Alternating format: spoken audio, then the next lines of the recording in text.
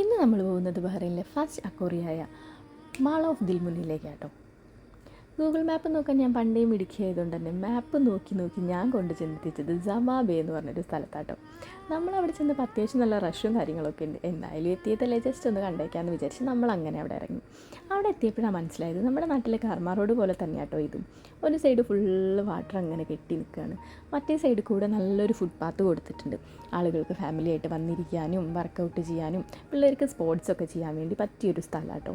പിള്ളേർ ഇതേ ചക്രശൂൽ അങ്ങനെ പോകുന്നുണ്ട് കേട്ടോ. നല്ല രസമാട്ടോ കാണാൻ വേണ്ടിയിട്ട്. അപ്പോൾ നമ്മൾ നമ്മുടെ കർമ്മ റോട്ടിൻ്റെ മെമ്മറീസൊക്കെ അയവറുത്തതേ അങ്ങനെ പോയിക്കൊണ്ടിരിക്കുക കേട്ടോ.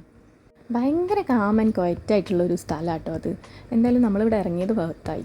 അപ്പോൾ എന്തായാലും നമ്മൾ ഇറങ്ങിയത് അക്വേറിയം കാണാൻ വേണ്ടിയിട്ടല്ലേ, അപ്പോൾ അതും കൂടെ കണ്ടേക്കാമെന്ന് വിചാരിച്ച് നമ്മളിതേ അങ്ങനെ നേരെ പോയത് മാൾ ഓഫ് ദിൽമുനിയിലേക്കാണ്. ഈ ദിൽമുനിയ മാളിൻ്റെ ഫ്രണ്ടിലുള്ള ഈ കനാൽ ബഹ്റൈനിൽ തന്നെ ഏറ്റവും വലിയ മാൻമെയ്ഡ് കനാലാണെന്ന് കേട്ടോ പറയുന്നത്. അപ്പോൾ നമ്മൾ ജസ്റ്റ് മാളിൻ്റെ ഫ്രണ്ടിൽ നിന്ന് ദേ ഇങ്ങനെ നടന്ന് അവിടെ കാണുന്ന ആ ഒരു ബ്ലൂ ഒരു ബ്രിഡ്ജുണ്ട്, ആ ബ്രിഡ്ജ് കയറി നേരെ ചെന്നത് മാളിലേക്കാണ്. അപ്പോൾ അവിടെ ചെന്നപ്പോഴാണ് ഞാൻ അന്തം വിട്ടത്. ഞാൻ കണ്ടതിൽ വെച്ച് ഏറ്റവും വലിയ അക്വേറിയം ആട്ടോ ഇത്. അതായത് ഒരു ബിൽഡിങ്ങിൻ്റെ തന്നെ 3 നിലകളിലായിട്ടാണ് ഈ അക്വേറിയം ലൊക്കേറ്റ് ചെയ്യുന്നത്. ഏകദേശം 17 മീറ്റർ നീളം, 7 മീറ്റർ വ്യാസവും ഈ അക്വേറിയത്തിനുണ്ടെന്നാണ് പറയുന്നത്. ബഹ്റൈനിൽ തന്നെ ഏറ്റവും ഫസ്റ്റത്തെയും ഏറ്റവും വലിയ അക്വേറിയം ഇതാന്ന് തന്നെയാണ് കേട്ടോ പറയുന്നത്. ഏകദേശം 70,000 ലിറ്റർ വെള്ളം അതിൽ കൊള്ളുന്നുണ്ടെന്ന്. അപ്പോൾ തന്നെ നമുക്കറിയാമല്ലോ ഏകദേശം എത്രത്തോളം ഉണ്ട് ഈ അക്വേറിയത്തിൻ്റെ വലിപ്പം എന്ന്.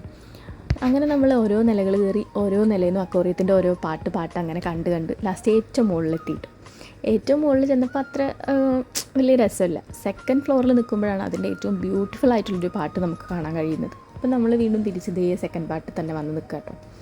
അപ്പോൾ അവിടെ നിന്ന് നമ്മൾ കുറേ നേരം മീനുകളെയൊക്കെ കണ്ട് കുറേ ഡൗട്ട്സൊക്കെ പറഞ്ഞ് അങ്ങനെ നിൽക്കുകയാണ്. അതിന് നടുവ് കൂടെ ഒരു വെള്ള നൂലിങ്ങനെ പോകുന്നുണ്ട്. അതെന്താണെന്ന് നമുക്ക് എത്ര നോക്കിയിട്ട് മനസ്സിലായില്ല കേട്ടോ. അപ്പോൾ ലാസ്റ്റ് എത്തിയ നിഗമനം എന്താണെന്ന് വെച്ച് കഴിഞ്ഞാൽ അത് മീനുകൾക്ക് ഫുഡ് ഇറക്കി കൊടുക്കുന്നതാണ് കേട്ടോ.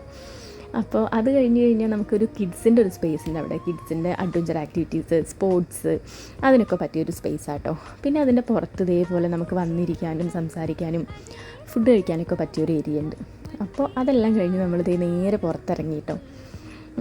എന്തായാലും ബഹ്റൈനിൽ വന്നതിന് ശേഷം ഞാൻ കണ്ടതിൽ ഏറ്റവും നല്ലൊരു മാൾ തന്നെയായിരുന്നു മാൾ ഓഫ് ദിൽമുനിയ.